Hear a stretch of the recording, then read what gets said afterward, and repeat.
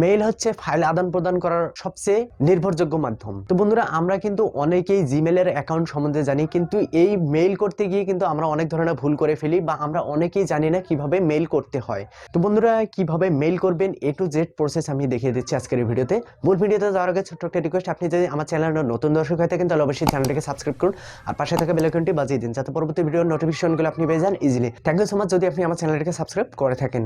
তো বন্ধুরা, চলুন স্ক্রিনে যাই কিভাবে জিমেলের মাধ্যমে ফাইল আদান প্রদান করবেন সেটা দেখিয়ে দিচ্ছি। বন্ধুরা, চলে আসলাম আমি আমার মোবাইলের স্ক্রিনে। তো এখানে দেখতে পাচ্ছেন জিমেল নামে একটা অ্যাপস, এটাতে একবার ট্যাপ করে দিবেন। দেওয়ার পরে এখান থেকে যদি আপনাকে জিমেল অ্যাড করতে বলে, এখান থেকে আপনি জিমেলটাকে অ্যাড করে নেবেন। এখানে আমার একাধিক জিমেল অ্যাড করা আছে, তাই আমি যে কোনো একটা পছন্দের জিমেলকে অ্যাড করে নিচ্ছি। তো এরপর আসি মূল পর্বে। এখানে দেখতে পাচ্ছেন কম্পোজ নামে একটি অপশন, এখানে একবার ট্যাপ করে দিবেন। দিলে আপনি এরকম একটা ইন্টারফেস পেয়ে যাবেন। এটা জাস্ট মোবাইলের জন্য আমি বলতেছি। তো এখানে কিন্তু দুটো জিনিস লক্ষ্য করতে হবে। একটা হচ্ছে আপনার নিজের জিমেল থাকতে হবে এবং আপনি যাকে পাঠাবেন অর্থাৎ প্রাপক তার কিন্তু একটা জিমেল আইডি আপনার কাছে থাকতে হবে বা জিমেল অ্যাড্রেস আপনার কাছে থাকতে হবে। তো এখান থেকে প্রাপকের জিমেল আইডিটা আপনাকে দিয়ে দিতে হবে।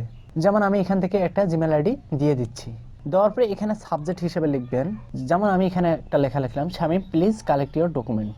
এটা হচ্ছে তাকে আসলে কি উদ্দেশ্য করে পাঠাচ্ছেন, এক বাক্যে আপনি এটা লিখে দিবেন। এরপরে এখানে দেখতে পাচ্ছেন যে কম্পোজ ইমেল, এখানে আপনি সমস্ত বিবরণী অর্থাৎ আপনার যা কথা আছে সেগুলো কিন্তু আপনি এখান থেকে লিখে নিতে পারেন। তো যদি মনে করেন আমি এখান থেকে কোনো একটা ফটোস, অডিওস বা ভিডিওস পাঠিয়ে দেবো, তো এখানে দেখতে পাচ্ছেন অ্যাটাচ ফাইল নামে একটা অপশন, এখানে জাস্ট একবার ট্যাপ করে দিবেন। দেওয়ার পরে এখান থেকে আবারও অ্যাটাচ ফাইল নামে যে অপশনটা দেখতে পাচ্ছেন এখানেও একবার ট্যাপ করে দিবেন। এখানে দেখতে পাচ্ছেন যে আপনার ফাইলসের সমস্ত অপশনগুলো চলে এসেছে বা ফোল্ডারগুলো চলে এসেছে। এখান থেকে যদি আপনি কোনো ফটোস, ভিডিওস বা ডকুমেন্টস যদি পাঠাতে চান তাহলে এখান থেকে একটাকে সিলেক্ট করে দিবেন। যদি আপনার 25 MBর বেশি কোনো ফাইল থেকে থাকে তাহলে কিন্তু আপনি এখান থেকে আসলে সেটা পাঠাতে পারবেন না। সেটা পাঠাতে পারবেন আপনি গুগল ড্রাইভের মাধ্যমে। তো গুগল ড্রাইভের মাধ্যমে আপনি কিভাবে একটা ডকুমেন্ট শেয়ার করবেন সেটা নিয়ে আমার একটা ভিডিও আছে, এই ভিডিওর ডেসক্রিপশন বক্সে ওই ভিডিওটির লিঙ্ক দেওয়া আছে।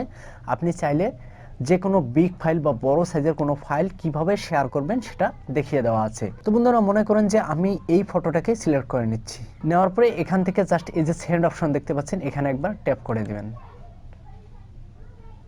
এখান থেকে দেখুন সেন্ড হচ্ছে এবং সেন্ড, এটা কিন্তু সেন্ড হয়ে গেছে। তো বন্ধুরা, এটা কিভাবে সেন্ড হলো বা আপনি সেটা চেক করবেন কিভাবে, জাস্ট এই যে 3 লাইন মেনু আছে এখানে একবার ট্যাপ করে দিবেন। দেওয়ার পরে সেন্ড অপশন দেখতে পাচ্ছেন এখানে একবার ট্যাপ করে দিবেন।